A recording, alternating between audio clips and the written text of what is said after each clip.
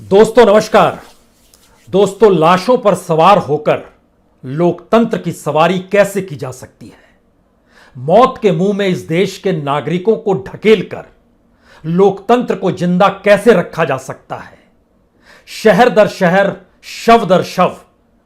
इनको नंगी आंखों से देखते हुए जिनका काम इन्हें बचाने का है, लेकिन उन सारी परिस्थितियों को नरसंहार की स्थिति में ढकेलकर अगर नारे लगने लगे कि लोकतंत्र का मतलब चुनाव है और चुनाव में जनता ही तो वोट डालती है और वही तो अपने नुमाइंदे को चुनती है और यह उत्सव तो हर 5 साल में एक वक्त आता है, तो ऐसे में नरसंहार भी जरूरी होगा तो हम कर लेंगे क्या? यह एक ऐसी परिस्थिति है जिसको भारत ने बीते 365 दिनों में जिया है। इस देश के भीतर में हर चुनाव के वक्त प्रचार की जो रकम होती है किसी एक उम्मीदवार की, अगर उस रकम को भारत की मेडिकल इंफ्रास्ट्रक्चर से जोड़ दिया जाए और एक के बाद एक होते चुनावों में जितना भी खर्च हुआ है, अगर उन सारे पैसों को एक साथ जोड़ दिया जाए और इस देश में कैबिनेट मिनिस्टर से लेकर प्रधानमंत्री तक जो चुनाव प्रचार की यात्रा में लगे थे, चुनाव प्रचार जिस चकाचौंध और रुपयों को लुटाने वाला था, अगर उस रकम को जोड़ दिया जाए तो यकीन जानिए भारत के भीतर में कोरोना महामारी से मरने वालों की जो तादाद है, ऑक्सीजन की कमी, वैक्सीन की कमी, दवाइयों का ना मिल पाना, वेंटिलेटर ना होना, ऑक्सीजन ना होना, अस्पताल में बेड ना होना और अस्पताल भी ना होना, ये सारी चीजें सिर्फ बीते 365 दिनों में पूरी की जा सकती थी। हमें लगता है कि आज एग्जिट पोल जो भारत के नेशनल मीडिया के स्क्रीन पर लगातार 2 से 3 घंटे तक रेंगता रहा, इस दौर में किसी को सुध नहीं थी कि इस देश के भीतर का सच क्या है, बंगाल चुनाव के परिणाम क्या होंगे, इसको लेकर अजीबोगरीब कशमकश तमाम पॉलिटिकल पार्टीज के नेताओं में थी, एंकर में थी। लेकिन जरा कल्पना कीजिए, जितनी बड़ी तादाद में बंगाल में जब सूखा पड़ा था 1943, लगभग 20 से 30 लाख लोगों की मौत हो गई थी। 2 मई को चुनाव परिणाम आने के बाद बंगाल में इस महामारी के कहर की खबर जब आनी शुरू होगी तो हो सकता है आप भी भयभीत हो जाएं। मौजूदा वक्त में इस देश के चंद शहर हैं, चंद राज्य हैं जो इतने प्रभावित है कि पूरी दुनिया को भीतर से हिला चुके हैं। लेकिन 2 मई को जब चुनाव परिणाम आ जाएंगे और उससे पहले आज के एग्जिट पोल की तस्वीर तो बहुत साफ बताती है कि इस देश की मौजूदा सत्ता को कोई हरा नहीं सकता है। उस सत्ता के पास एक जादूगर है जो चाहे शवों पर सवार हो जाए, चाहे लाशों को रौंदते हुए निकलता चला जाए, लेकिन उसे कोई पराजित नहीं कर सकता है। इस देश के भीतर में किसान आंदोलन हो या फिर गरीबों के सामने 2 जून का रोटी का संकट हो, मध्यम वर्ग के सामने बेरोजगारी का संकट हो, कॉरपोरेट के सामने बिजनेस का संकट हो, लेकिन मौजूदा राजनीतिक सत्ता को कोई हरा नहीं सकता है, क्योंकि एग्जिट पोल ने बहुत साफ तौर पर 2-3 बातें इंगित कर दी। केरल में जिसकी सरकार थी एलडीएफ, वही वापस लौट रही है, भारी बहुमत के साथ लौट रही है। लगभग 6 न्यूज चैनलों ने अपने अपने तरीके से इस एग्जिट पोल को दिखाया, जिसमें 5 की राय बहुत साफ है कि एलडीएफ यानी वामपंथी सरकार केरल में लौट आएगी। एक चैनल का कहना था कि मुकाबला आमने सामने का होगा। तमिलनाडु में बहुत साफ है, सत्ता परिवर्तन जबरदस्त तरीके से हो रहा है, डीएमके आ रही है, यानी स्टालिन नए किंग हैं तमिलनाडु के। लेकिन इसके बाद के 3 राज्य पुडुचेरी, बंगाल और असम, इन जगहों को लेकर जो जादू बीजेपी का था, जो राजनीतिक सत्ता में बैठे नायक कहिए या खलनायक कहिए उनका था, वो जादू रेंग रहा है इस एग्जिट पोल में। असम में भी बीजेपी आ रही है, पुडुचेरी में भी बीजेपी आ रही है और बंगाल में 3-3 यानी 3 चैनल कह रहे हैं कि बीजेपी आ रही है, 3 चैनल कह रहे हैं कि टीएमसी आ रही है, यानी ममता आ रही है। अब इसके अक्स तले जरा सा आज समझने की कोशिश कीजिए, इन बीते 365 दिनों में इन चुनावों में कितना पैसा उड़ाया गया और अगर सिर्फ कोरोना काल के वक्त में सारे चुनाव रोक दिए जाते और यह चुनाव की रकम जो है इलेक्शन कमीशन की रकम से हटकर कैंडिडेट द्वारा उड़ाए गए रुपयों का जिक्र आज हम आपसे करना चाहते हैं। क्या आप कल्पना कर सकते हैं कि बीते 365 दिनों में इस देश के प्रधानमंत्री हर 7 दिन में एक चुनावी रैली कर रहे थे? यानी कोई फिक्र ही नहीं थी इस देश के भीतर में महामारी से आने वाले वक्त में कैसे निपटना है, या जो मौजूदा वक्त में महामारी चल रही थी उसमें लॉकडाउन एक आखिरी परिस्थिति नहीं, पहली परिस्थिति थी। और इन सब के बावजूद भी घूमना बिफरना सब कुछ प्रधानमंत्री का जब चल रहा होगा तो इस देश के भीतर में कोई भी राजनीतिक दल और उसका नेता क्या सोचेगा। अब आप सोचिए कि कोरोना काल में बिहार में चुनाव हुए, इसी कोरोना काल में मध्य प्रदेश की 28 सीटों पर उपचुनाव हुए, और इसी कोरोना काल में बंगाल, असम, तमिलनाडु, केरल और पुडुचेरी में भी चुनाव हुए। जो इलेक्शन कमीशन ने जिन पैसों को निर्धारित किया हुआ है कि आप चुनाव प्रचार में इतना खर्च कर सकते हैं, बड़े राज्यों के लिए वह 30,80,000 है, छोटे राज्यों के लिए वह 22 लाख रुपए है। छोटे राज्य का मतलब पुडुचेरी है, केरल है और असम है। बड़े राज्यों का मतलब बंगाल है, तमिलनाडु है, बिहार है और मध्य प्रदेश के 28 सीटों के उपचुनाव भी हैं। अब आप जरा कल्पना करनी शुरू कीजिए, जितना पैसा खर्च किया गया इन चुनाव में, अगर उसके एवज में वह पैसा इस देश के मेडिकल इंफ्रास्ट्रक्चर पर लगा दिया गया होता तो दिल्ली के एम्स को टक्कर देने वाले 2 एम्स इस देश में तैयार हो जाते। अगर एम्स की जरूरत नहीं है तो इस देश में हर प्रत्याशी ने चुनाव प्रचार में जो भी खर्च किया है, हर प्रत्याशी के हिस्से में 10 वेंटिलेटर आते हैं, वो 10 वेंटिलेटर को बना सकता था। हर 4 प्रत्याशी के प्रचार के भीतर में एक मेडिकल ऑक्सीजन प्लांट लग सकता था। लेकिन जब आप इन्हें जोड़ना शुरू कीजिएगा तो आप हैरत में आ जाइएगा। अगर सिर्फ 365 दिनों के चुनाव प्रचार पर जो खर्च हुआ है उसमें 40,000 वेंटिलेटर, 12,500 मेडिकल ऑक्सीजन प्लांट इस देश में लग सकते थे। लेकिन इस देश की प्राथमिकता चुनाव है, एग्जिट पोल है, और हर किसी को चिंता इस बात की है कि ममता आ रही है या मोदी का जादू चल गया, असम में सरकार पलटेगी या नहीं पलटेगी। कांग्रेस भी उसी दिशा में देख रही है। किसी ने हिम्मत नहीं जुटाई कि हम इस चुनाव में नहीं कूदेंगे और जो भी चुनाव प्रचार का पैसा होता है हम उसको पैसा इकट्ठा जरूर करेंगे, लेकिन उसको इस देश की सेवा में लगा देंगे, क्योंकि यह पूरा काल कोरोना काल था, यह महामारी का काल है। उससे कैसे निपटेंगे इस दिशा में हम पैसे लगाएंगे। अब आप आइए राज्य दर राज्य। बिहार में सिर्फ और सिर्फ जो कैंडिडेट्स थे अपने प्रचार के जरिए इन्होंने लगभग 375 से 400 करोड़ रुपए खर्च किए। बंगाल के भीतर में 450 से 500 करोड़ रुपए सिर्फ कैंडिडेट के प्रचार पर खर्च हुए हैं। असम में लगभग 150 करोड़ रुपए खर्च किए गए चुनाव प्रचार में। तमिलनाडु में यह लगभग 360 से लगभग 400 करोड़ तक का खर्चा निकल कर आता है। केरल में 112 से 120 करोड़ के बीच का खर्चा है, और पुडुचेरी जो सबसे छोटा राज्य है, केंद्र शासित है, वहां पर तकरीबन 25 करोड़ रुपए खर्च हुए सिर्फ चुनावी प्रचार में। और इसके ठीक समानांतर मध्य प्रदेश में जो 28 सीटों पर सत्ता बदलने और पलटने के लिए जो चुनाव हो रहे थे कि वहां पर कांग्रेस दोबारा जीत जाएगी तो सत्ता में आ जाएगी, क्योंकि उसी के विधायकों को किसी ने खरीद लिया था। और जिसने खरीदा था, जिस बीजेपी ने, उसकी जब बोली निकल कर सामने आई तो उसकी कीमत भी निकल कर आई। तकरीबन 50 करोड़ रुपए उस पर भी खर्च किए गए। 50 करोड़ शुरुआती रकम थी, उसके बाद पद और उसके जरिए पैसा कमाने की बात जो थी वह तकरीबन 150 करोड़ की थी। और इस चुनाव में, इस 28 सीटों पर जो चुनाव हुए, इसमें 100 से 150 करोड़ रुपए प्रचार पर फूंका गया, वोटरों को लुभाने के लिए फूंका गया, मीडिया को अपने अनुकूल करने के लिए फूंका गया, मीडिया के जरिए प्रचार पर फूंका गया, प्रचार सामग्री की लिपापोती जो भी हुई, सब कुछ कोरोना काल में हो रहा है। अब यहां से सवाल होता है कि आखिर चिंता कोई क्यों करेगा, जब इस देश के प्रधानमंत्री ही चुनावी रैलियां दर रैलियां कर रहे थे। याद कीजिए, अक्टूबर नवंबर के महीने में पिछले साल जब बिहार में चुनाव हो रहे थे, प्रधानमंत्री ने 12 चुनावी रैलियां की। पश्चिम बंगाल में 18 चुनावी रैलियां की, असम में 7 चुनावी रैली की, तमिलनाडु में 7 चुनाव रैली की, केरल में 5 की, पुडुचेरी में चुनाव रैली की। सबको जोड़ दीजिएगा तो 50 से ज्यादा चुनावी रैली सिर्फ प्रधानमंत्री ने की। और अगर पूरे एक साल को इस हिस्से में ले आइएगा जहां पर 365 दिनों में यह देश महामारी को देख रहा है,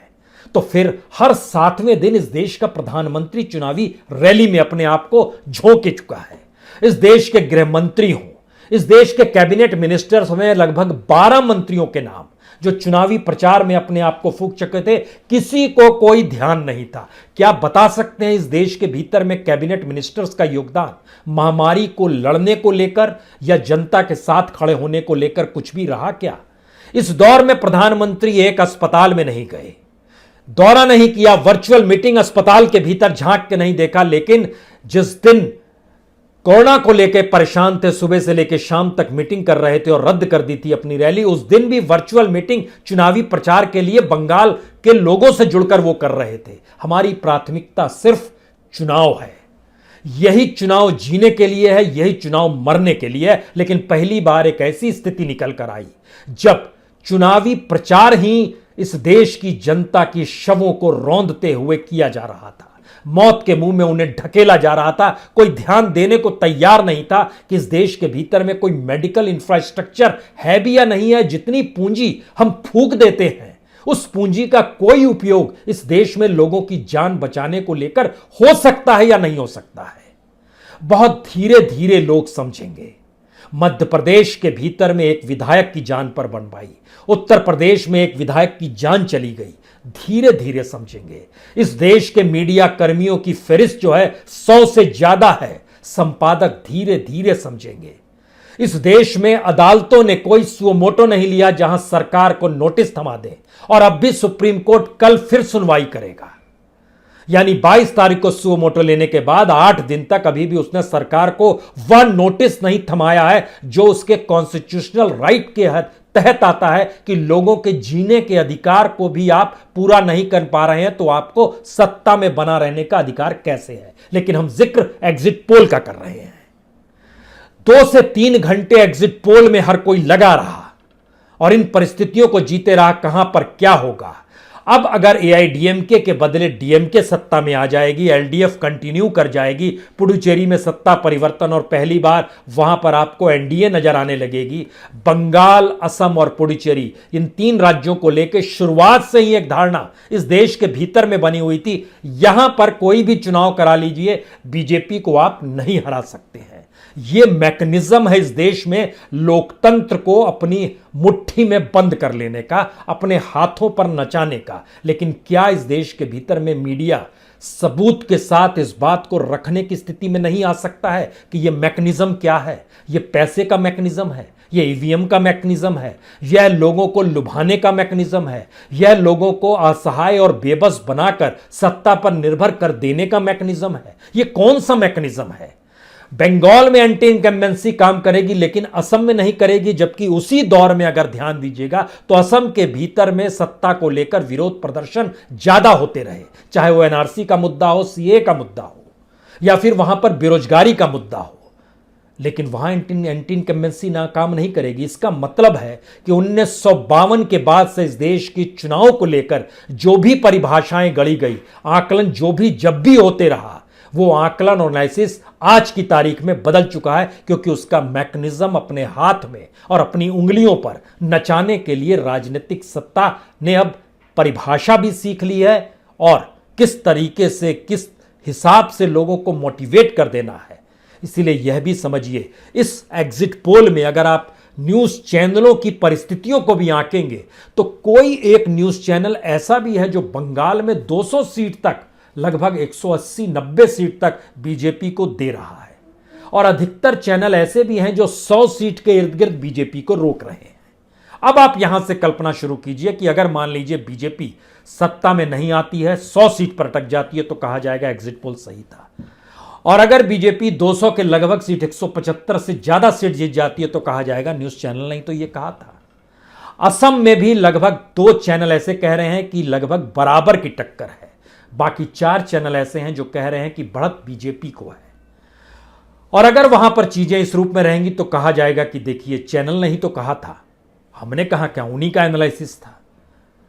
ये सारी स्थितियां बतलाती हैं कि दरअसल जो सूचना तंत्र है, जनता के सामने सूचनाओं को परोसने का जो तंत्र है, उसके सामने चीजों को कुछ इस तरीके से रखो जिसके जरिए जब वो जनता से संवाद करे ये कहकर कि हम डेमोक्रेसी के फोर्थ पिलर हैं, तो वह अपने तरीके से परिभाषित कुछ ऐसे गढ़ना शुरू करेगा जहां पर सत्ता के खिलाफ कोई शब्द नहीं जाएगा,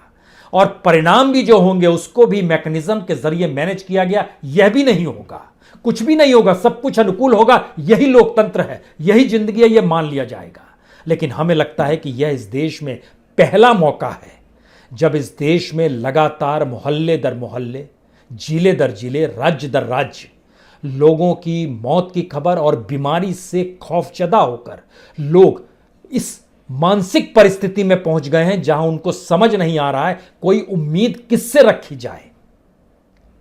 एक मेंटल ब्लॉकेज कुछ इस तरीके से हो गया है, बुजुर्गों का हो या बच्चों का हो, लेकिन उस दिशा में कोई काम कुछ भी नहीं हो पा रहा है। हर एक छोटी मुसीबत के ठीक समानांतर एक बड़ी मुसीबत लाकर खड़ी कर दी जाती है, और उस बड़ी मुसीबत के आगे फिर एक दूसरी बड़ी मुसीबत आ जाती है, और यह मुसीबत डेवलप होते होते इस देश में ऑक्सीजन तक पहुंच जाएगी, यह किसी ने कल्पना नहीं की थी। अस्पताल कम है, इंफ्रास्ट्रक्चर कम है, बेड कम है मरीजों की तादाद में, लेकिन इलाज के लिए ऑक्सीजन तक हमारे पास अगर नहीं है, और यह परिस्थिति सिर्फ अभी दिल्ली या महानगर या मुंबई या महाराष्ट्र के हिस्सों को घेरकर टेलीविजन स्क्रीन पर रेंग रही है, तो जरा कल्पना करने की शुरुआत कीजिए। आज तो एग्जिट पोल का हमने जिक्र किया, 2 तारीख के बाद इस देश में क्या लोकतंत्र का उत्सव होगा, या इस देश के उन्हीं नागरिकों के शवों पर सवार होकर एक नृत्य देखने को मिलेगा इस देश के भीतर में, जो न्यूज चैनल भी नाचेंगे और इस देश की राजनीतिक सत्ताएं और पॉलिटिकल पार्टीज भी नाचेगी। जो जीतेगा वो ढोल नगाड़े भी बजाएगा, चुनाव आयोग कुछ भी कर ले, गुलाल भी उड़ेंगे, लड्डू भी बटेंगे और दिवाली भी मनाई जाएगी दिन में, चुनाव आयोग कुछ भी कर ले, क्योंकि चुनाव आयोग के शब्द भी बेअसर इसलिए हो चले हैं क्योंकि चुनाव आयोग ने भी उन्हीं शवों की परिस्थितियों को इस देश में विकसित किया जिस पर खड़े होकर चुनाव लड़ा जा सके। ये कमाल की स्थिति है इस देश के भीतर में। लेकिन बहरहाल हमें लगता है कि इस एग्जिट पोल के आईने में जब हम इस बात का आपसे जिक्र कर रहे थे कि हर प्रत्याशी के चुनाव प्रचार पे जितना खर्च हुआ है उन सभी को अगर जोड़ दिया जाए तो 40,000 वेंटिलेटर, 12,500 मेडिकल ऑक्सीजन प्लांट और 2 मेडिकल इंस्टीट्यूट जो एम्स की टक्कर वाले हों, अगर वो खुल सकता हो और इतनी बड़ी तादाद में पैसे खर्च किए गए हैं इस देश के भीतर में, तो इस देश का हकीकत आप सिर्फ इस रूप में देखेंगे कि यहां पर कितने हजार करोड़ रुपए खर्च हुए, या इसका दूसरा हिस्सा देखेंगे कि नहीं नहीं, जो वोटिंग परसेंटेज है वह तो इस देश की उसी राजनीतिक सत्ता के हित और उसके साथ खड़ा है जिसने इन तमाम परिस्थितियों को लेकर हम आरोप लगा रहे हैं। इस देश की जनता बेबसी के साथ देख रही है, लेकिन चुनावी जीत अगर उसे मिल जाएगी तो उसने कोई अपराध नहीं किया है। उसने कोविड से अच्छी लड़ाई लड़ी है, उसने इस देश के भीतर में मेडिकल इंफ्रास्ट्रक्चर को मजबूत किया है, उसने वैक्सीन को बहुत तेजी से इस देश में बांटा है, लोगों को वैक्सीन लगी है, उसने बहुत शानदार तरीके से वेंटिलेटर और बेड्स की व्यवस्था अस्पतालों में कराई है, उसने इस देश में एग्रीकल्चर रिफॉर्म की सोची है, उसने इस देश में रोजगार को पैदा किया है, उसने इस देश में कॉरपोरेट की इकोनॉमी को ध्वस्त होने नहीं दिया है, उसने इस देश की बैंकिंग सर्विस को मजबूत किया है, उसने इस देश की आरबीआई को कहीं ज्यादा बेहतरीन बना दिया है, उसने सुप्रीम कोर्ट को वाकई संविधान की व्याख्या और परिभाषित करने वाले इंस्टीट्यूशन के तौर पर रखा है, उसने इस देश के कॉन्स्टिट्यूशनल इंस्टीट्यूशन जिसमें सीबीआई भी शामिल है, जिसमें सीवीसी भी शामिल है, जिसमें सीएजी भी शामिल है, और वो तमाम इंस्टीट्यूशंस जिसको लेकर हो हल्ला होता है, इस चुनावी जीत के शोर में वो दफन हो जाएंगे। ये दफन ठीक उसी तरीके से होंगे जैसे इस देश के भीतर में इसी 365 दिनों में 2 लाख से ज्यादा लोगों की जान चली गई। लगभग 3 करोड़ के लगभग लोग प्रभावित हो गए बीमारी से, लेकिन आह नहीं निकली, उफ नहीं किया, आंख से आंसू भी नहीं छलके, आंखें डबडबाई भी नहीं, रोना भी नहीं आया। किसी अस्पताल में जाकर मरीजों को देखना और उनसे बात करने की तमीज भी नहीं आई। क्यों? क्योंकि 2 तारीख के चुनाव परिणाम तो ये सारी चीजों को दफन कर देंगे और इसके बाद लोकतंत्र की रेड कारपेट को चुनावी जीत के साथ बिछा देंगे। तब हम और आप क्या करेंगे? सोचिए इसे। बहुत बहुत शुक्रिया, बहुत बहुत शुक्रिया।